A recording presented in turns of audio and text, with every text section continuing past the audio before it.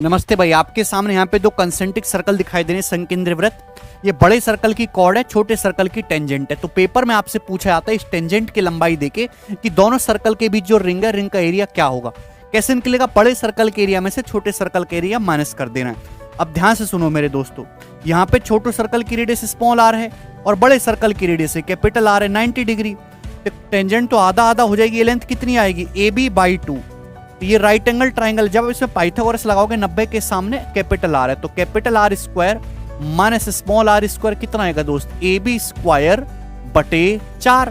अब सर्कल के लिए क्या होता है? पाई आर स्क्वायर, बस पाई से गुणा कर दो, तो pi capital R square minus small R square, तो पाई AB²/4। तो टेंजेंट की लंबाई का स्क्वायर करके बटे 4 कर देना है।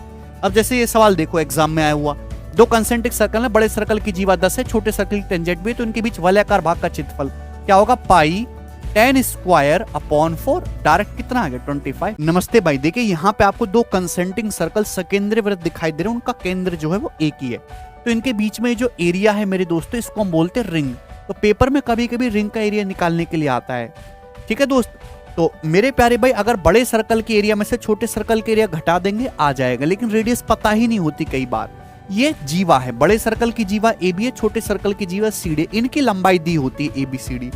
तो रिंग का एरिया आप डायरेक्ट निकाल सकते हैं, इनका आधा करना है, AB का और CD का आपको आधा करना है, और आधा करके आपको स्क्वायर करके घटा देना है। AB² माइनस CD²/4 ये रिंग का एरिया आ जाएगा। अब जैसे इस पे डायरेक्ट सवाल देखो, एक लाइन द्वारा दो संकेंद्र वृत्तों काटने पर दोनों वृत्तों की जीवाएं 8 और 14 हैं। दोनों वृत्तों के बीच रिंग का एरिया 8 का आधा 4, 14 का आधा 7।